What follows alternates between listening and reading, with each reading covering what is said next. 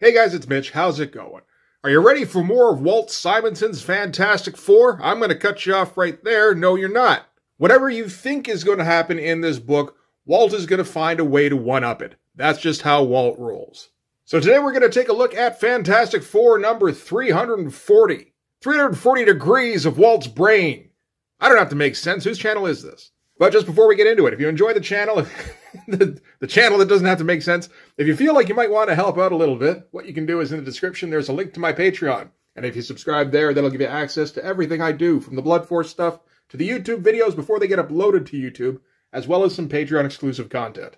So let's do a very, very, very quick recap on what's been going on in the Fantastic Four, because so far it's been a lot. The Fantastic Four discovered there was a time bubble erected around basically their time period up until 25 years in the future. So the far-flung future of, what would it be, like 2015? Yeah, that sounds about right. When they get there, they discover there is some horrible shit going down. Galactus has built a gigantic black hole encased in a Dyson sphere that is going to suck in all of the energy of the universe.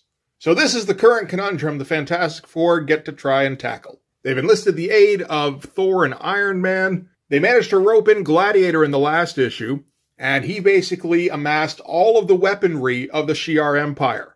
So currently, the Fantastic Four, Iron Man, Thor, and Gladiator are flying towards Galactus' man-made black hole with like 36 mobile munitions factories that are each full of super nukes, and they're going to hope that this is enough to make a dent.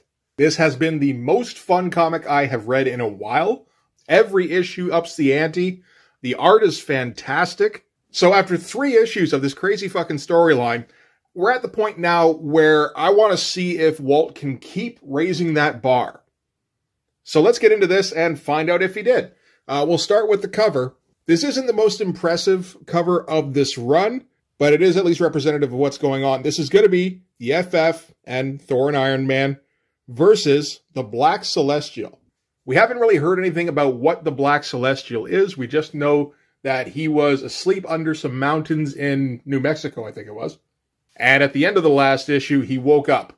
And we can assume that the FF are going to have to deal with him in some way. It's still a pretty good cover. It's nice and foreboding. And if you can get a giant Kirby head on your cover, you might as well try. So we're going to start off, as we do in these issues, helpfully, with a little bit of a rundown, actually even more succinct than what I gave you. It is the not-too-distant future. It is the far-distant stars, and the Fantastic Four are trying to stop Galactus from destroying the universe. Like I said, succinct. And if you maybe need a bit more detail, Ben can provide. He goes, let me get this straight, Stretch. Galactus is inside the giant gizmo below us with a black hole eating everything in sight, right? And the Shi'ar warrior Gladiator is about to ram all these major explosives down his gullet to try to blow up the whole kit and caboodle, right? So my question is, shouldn't we be somewhere else? Which is a good question, but Reed says we have to be certain. And he'll warp them out when, Iron Man, what is it? Major energy disruption behind us. Something big is phasing in. And there's the something big. We've gotten a splash page to open every issue so far. This is another one, pretty good. This is the Black Celestial here, who's teleporting in. And these are all of the mobile munitions factories. Nicely detailed. Just the scope of this thing makes it feel cosmic. The colorist didn't quite keep up on this splash is the only thing, because these munitions factories are all supposed to be zooming towards the Dyson sphere thing here. But he didn't color anything any different in the zoom lines, so it just kind of looks like they're suspended by strings. That's a bit unfortunate. This is Max Shield doing the coloring. I'm not familiar with that name. But it's a nice splash. And we're going to get another one, as the Black Celestial makes his first appearance. Reed says, the initial reports of this whole affair spoke of the involvement of a Celestial. That has to be him. There was some speculation at the beginning when they didn't know exactly what the source of the problem was, whether it was a weapon, whether it was a natural phenomenon, or just some huge friggin' cataclysm going on in the not-too-distant future. One of the theories that was thrown out there was that it was a Celestial that was doing something horrible. And just a great shot. Just, like, gigantic. and, you know, barely even paying attention to what's going on around it, as Celestials probably should be. Again, with the marionette strings, though, on everything. Like, come on, man, get it together. And Walt, of course, was a Kirby fan growing up, and just kind of extrapolated it to like a hyper-dynamic sort of abstract. So Walt doing some Kirby-esque Celestials feels right at home here. So the floating munitions devices were supposed to be crashing into the Dyson sphere and breaking it apart. But what the Celestial's going to do when he shows up is he's going to teleport them all inside the Dyson sphere into the black hole, which is destroying them and is feeding the energy from the explosions into Galactus. So instead of solving their problem, they've just managed to make things worse. And a quick line of dialogue here that's going to get kind of lost in the shuffle, but the Celestial basically just destroyed the entire Shi'ar arsenal, who are currently at war with some sort of rebel faction. So that could potentially be a problem for somebody, but that's not today's problem. And we got our shot of Galactus absorbing all the Kirby Crackle energy, and he's not even aware of what's going on around him. He's just constantly consuming. And while they try to figure out what the fuck their next move should be, one last weapons pit teleports in, and this is the one Gladiator was piloting. Gladiator's communication system did get fried by the Human Torch, actually, who's currently being possessed by somebody, we're not sure who. I think we'll probably find out in the next issue, actually. It doesn't get explained in this one. So Reed is going to pilot the time sled to intercept the weapons pit before, you know, it can crash into the thing ineffectually. But yeah, love these shots. Again, super cosmic. So the time sled swoops in on the weapons pit here. Walt always does the best swoops. They're able to just kind of dock right on it because the pit itself is basically like a small town. And they get in the cockpit with Gladiator here, who has no idea what the fuck is going on. He's like, what is that Celestial doing here, and where's the rest of the fleet? They should have gotten here by now. And Reed gets to give him the good news that, oh yeah, our plan has been completely negated because the Celestial destroyed the fleet. So now we got to get out of here, except the Celestial is turning this way because he's noticed them now. That's a bit of a problem. Man, that ad didn't do nearly as well on the inside, did it? I mean, obviously it's going to hold up on the inside cover that it was on before, but like, that shit got really smudged over the years. So, Reed hits the warp drive, or whatever it is. It warps them out of reality just as the Celestial is reaching out to slap him down. Again, I always like this kind of stuff where Reed is just doing random stretchy things. He should be. So they've been able to teleport away to safety, but they're in a worse position than they were before. They still have no real plan for how to deal with Galactus, and now they got to deal with this Celestial too. So the only clue they've got is that Iron Man and Thor recognize that Celestial because the Avengers had to deal with him before. They apparently found him asleep under the Diablo Mountains in, it's California, not New Mexico. So they're a little perturbed that he's woken up since he was supposed to stay asleep forever, but Reed makes the connection that, okay, so if he was under the mountains there for that long, maybe he has a base of some kind there? Maybe there's something linked that we can follow up on? It's like, all right, well, we got nothing else. Why not? And meanwhile, the mystery woman in Johnny is thinking, like, I gotta do something. Because Gladiator is going to remember pretty soon that I hit on him. And he's going to tell people, and that'd be so embarrassing, yo. So they parked the weapons pit behind the moon, because they don't want to draw the attention of the Celestial. And Iron Man is going to lead the Fantastic Four down, while Thor and Gladiator stay on board to guard the ship. So Thor teleports them all down to the area on the time sled, and Iron Man's able to blast open the part of the mountains that they figure the Celestial was probably under. And it does actually reveal an underground complex of some kind. This is all fine stuff. We're just kind of moving the plot along here. The amount of dialogue that's going on is impressive, kind of, considering they're really just kind of describing action, which seems a little redundant, apart from, like, just minimal description on anything that's unclear in the art. But it gets you to linger on the page is the thing. Alright, so once they're inside the complex, they get attacked by what Reed describes as the Deviant race. And it looks like they've just been in cold storage this whole time. And that they work in service of the complex itself and the Celestial. And now that there's intruders, they're being woken up, and they're all getting teleported in. All armored up and ready for battle. I like the way Walt does just like random action. Like, you know, it's not like super detailed or anything. It's not gigantic, awesome shots. It's just, yeah, no, there's like chaos all over the place. And they're pretty loose drawings. They're like, not really like whipped off or anything, but there's a lot of energy to them. So Sharon tells Ben not to worry, she'll protect him. And Ben's like, that's okay, I might not be the Thing anymore, but I brought guns, so we're all good. And she starts blasting away. With some rocket pellets, apparently. And the mystery woman in Johnny's head is having to be very careful right now, because she's already done too much to draw attention to herself. Well, with killing one of the Kangs a couple of issues ago, and all the weird shit she's been saying to Gladiator. So she's just gonna get Johnny to, like, lightly singe everybody and not talk. And maybe they'll forget I'm here. And they're making pretty short work of this deviant race, but it's not so much the quality of the troops, it's the quantity. So Sherry throws a boulder at where they're teleporting in and sort of collapses whatever the gateway is, just to buy them a little bit of time while they can figure out what the problem is. Alright, so shortly after that, Iron Man and Reed are able to locate the main control complex.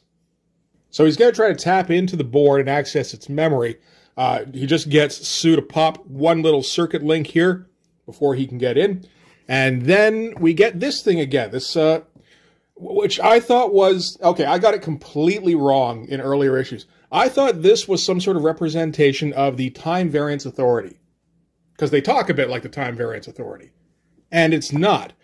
So that's completely on me. I was projecting where the story was going to be going about a year from now, really. What this actually is, this is circuitry in the mainframe that controls the Celestials complex here. And it's basically living circuitry. It has its own personalities and everything. And the circuit realizes that somebody is making contact with it, and just like, wait, who's there? And Reed basically acts like he's some sort of investigating program, something like that. He's just like, this is probe 2.M73 investigating recent board damage for possible misconduct. The circuit board comes back wondering if the Prime Complex Overthought is in trouble, and Reed says, if we conclude there's malicious intent. So we need a test comparison with known data to determine your reliability quotient. So, like, tell us everything you know about what's going on in this celestial hideout, and we'll see if it matches up with our information. So the circuit tells them about the Black Celestial, who was the most powerful of the Celestials at the beginning of time. So apparently with the Celestials there was some sort of covenant, or a pact if you will, and the Black Celestial potentially broke the pact by creating the deviant race. The circuit itself isn't sure, but whatever it was, it got the other Celestials worried enough that they got together and threw him out. They kicked him into exile. And they buried him beneath the mountains on Earth. So he's been there since he was put on the outs with the Celestials. And apparently his dreams called the deviant races to him. And it was them that built the crypt for him, this complex. And what it would do was it would apparently power him back up so that he would one day be as powerful as he was back in the old days. And while he dreamed, his prime focus was for revenge. He didn't really have any kind of outlet for it until Fantastic Four number 244, when Galactus was dying. And Reed Richards, I believe, went and tried to fix him, and I think he did. But part of how he fixed him was apparently with the help of the Black Celestial, without his knowledge. It says here, the Black Celestial dreamed him whole but altered. So now Galactus, who had always needed to feed on planets to survive, he would now become absolutely ravenous and would need basically limitless energy in order to support himself. So he was going to have to absorb the entire universe. So once the universe had been destroyed, including the other Celestials, the probability machines in the mountain here would ensure that the Black Celestial and the deviant race and all of the living technology would survive. And then the Black Celestial would create a new universe, and he would be the god of that universe. So after the whole story here, Reed kind of just goes, okay, so Gladiator, did you get all that? Just completely doesn't bother with the ruse anymore. And Gladiator does indeed copy, so he understands that Galactus is the weapon that the Celestial has been creating this whole time. But he has some bad news for Reed, because him and Thor have been working on repairing Gladiator's ship while everybody's been down on Earth. and they found some of the damage, and the damage is suspicious. He says some vital parts were destroyed by intense heat, and Gladiator remembers how weird the torch was acting before, and that he noticed some kind of weird fusion going on with his aura. So all of this together, you know, he tells Reed, so just, like, don't trust him. There's something up with Johnny. And in the middle, actually, of the Celestial story, we kind of got that as Johnny pulled Sue aside, just be like, hey, you got to look at this thing over here. She's like, what? What's the thing? It's my fist. And clop. So, warranted concern. Okay, so as they get the last of the story, and Reed kind of gives the cover away right away, I think the board alerts the Deviant race, which teleports a whole bunch more guys in, like hundreds or thousands of them. So with the Deviant race teleporting in, they've got to get the fuck out of there. But Reed says, I'm not going anywhere without my wife, because, you know, now they know that something's going on with Johnny as well. Him and Sue are missing. So, like, there's all sorts of bad shit going down. And Ben's like, we don't have time for this. The actual universe is at stake. And cold cocks him. Nice to see Ben doing something. He hasn't had a whole lot to do in the storyline so far. And Ben gets on the horn with Gladiator and Thor, confirms that the complex is the source of the Celestials' power. So if they can, they need to destroy it. And what do you know? They have one weapons pit left. And the repairs are done. So Gladiator is going to fly the pit into the mountains and into the Celestials complex. And he says, this is a job for Gladiator. Maybe the only time that's ever happened. And it goes careening in on California, and Gladiator screams all the way down. He's just like, more speed, more speed. I must call upon all my power to guide the last hope of the Shi'ar to its destiny. May the gods of battle grant me victory, that our sacrifices shall not have been in vain. For my emperor, my empire, and my honor. And a scraboom. One of those excellent Walt explosions. And one thing the storyline has going for it is that it's actually made me care about Gladiator a little bit, which is nice. I never did before. And as far as Reed knows, Sue and Johnny were in the complex when Gladiator touched down with the gigantic exploding weapons pit. And he is just beside himself. In fact, he seems to have kind of lost it. Thor comes down and is just like, oh man, what's everybody so sad about? I mean, I know Gladiator hasn't come out of the wreckage yet, so like maybe something bad happened to it, but this seems a little beyond that. And they explain, yeah, no, it's his wife, man. We're pretty sure she was in there. And so he offers his condolences. And Reed's just like, don't patronize me. When I want a windbag around, I'll let you know. And he's like, where is the Black Celestial? Let me curse him to his face. And up got his wish. Because with the destruction of his source of power, the Celestial now has teleported to this place in this time, and he's going to take care of business. So Reed gets everybody to strap into the time sled, and then flies up to the Celestial's face, and gives the weirdest speech I think I've ever heard Reed Richards give. Like, normally he's able to kind of contain his ego, but this whole thing is like the grief drove him mad. He's like, hear me, accursed demon of an ancient race. Hear me and be afraid. I am Reed Richards, and the winds of time are mine to command. I will sail to the time before your awakening and find your brothers. And when I tell them of your plans and your revenge, they will find you and destroy you like the mad dog you are. And everyone else on the sled is just like, whoa. This was not how I expected this road trip to go. And the Celestial reaches for them, and they're able to zip out of his hand here. And now we're going to get like a chase sequence, like an extended chase sequence between the time sled and the Celestial. So they're starting at the center of the time bubble. Reed's going to skip out to the perimeter of the affected years. And the Celestial fades out for a second, but he solidifies again as he follows them. He just keeps reaching for them. And yeah, he's following them through time. And so they're going to have to keep time shifting to try and stay ahead of him. You got all this great kind of zip in and out stuff with the tiny panels with the looming Celestial behind him here. And Reed's trying to stay ahead of the Celestial. And yeah, so they're zipping across space and across time too. They go out to the futuremost limits of the time bubble and then spin back and ricochet back into the past again. And the Celestial stays on their tail the whole time. Cool splash too, with the swoop here acting as kind of a panel border. We've got a few splashes in this book actually. And at this point, they haven't really been able to make any kind of headway against the Celestial. Iron Man points out that Reed is heading back into the center of the time bubble. So directly back into the Galactus's Dyson sphere. And we get like the tiny panels doing the heartbeat kind of thing, just pulsing out the action. Ben's talking about how the black hole's starting to suck them in. And everybody's yelling at Reed to, like, you know, get them out of there. And he's like, never, we'll ride the divine wind together. So it seems like he's completely lost his mind. Except then he yells back at Thor, you hear me, you windbag? Which is the second time he's called him that. So it's like, oh, that's a clue. So Thor stands up in the time sled, spins Mjolnir, and warps them out of there right when they're reaching the black hole. And of course, the Celestial is right on their tail and doesn't realize what the fuck is going on and goes crashing into it. Awesome page.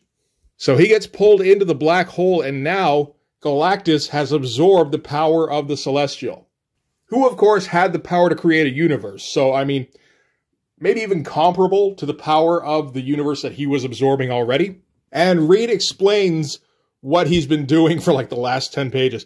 He's like, okay, so with his complex on Earth destroyed, the Black Celestial was forced to consume his own energy as he pursued them. He couldn't draw off of the complex. And near the perimeter of the bubble, time is stretched out. So the closer you are to the edge, the more energy it takes to move through it. If we recall, last issue, Gladiator was having to move at hyperspeed just to keep up with the Fantastic Four, who had like fancy machinery and stuff so that they would move around okay in the dilated time. So he deliberately led the Celestial around the perimeter and gambled that he'd be too weak to escape Galactus's black hole in the end. And that's how it went down. And the reason for all the, you know, blood and thunder shit was because he was afraid the Celestial was going to listen in, and in case that they had any plans, or even if like he started formulating a plan himself, so he had to like mask everything with rage. An awesome shot here, of course, of Galactus absorbing the Celestial.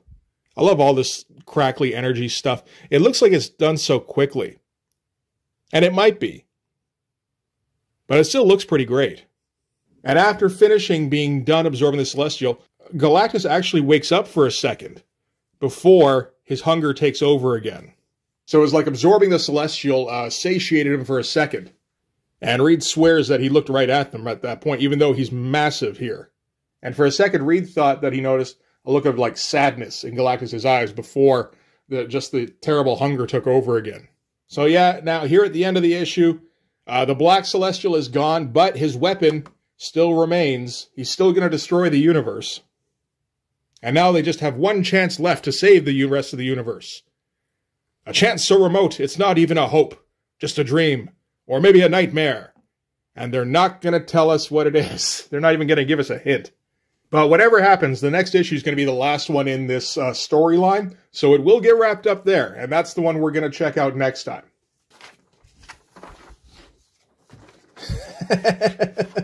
Oh, ads for Clearasil. Yeah, again, they knew their audience.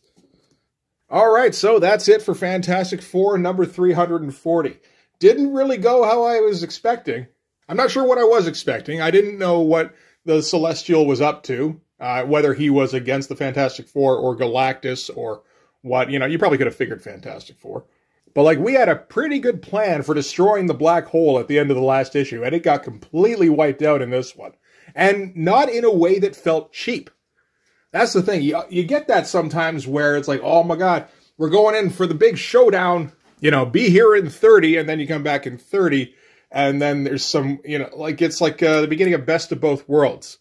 The Next Generation episode, where the end of the first part of the two-parter is Riker gearing up the deflector dish to destroy the Borg with Picard on the ship. And then the beginning of the second part, the deflector dish just doesn't work, and it feels cheap.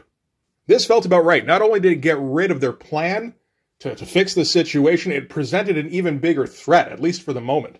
So yeah, some good stuff. I'm very much looking forward to seeing how this storyline wraps up. But that's issue 341's problem. That's going to do it for this one. Thanks very much for watching. If you like this video, please hit like, hit subscribe, hit the notifications so you know when the next one's coming out.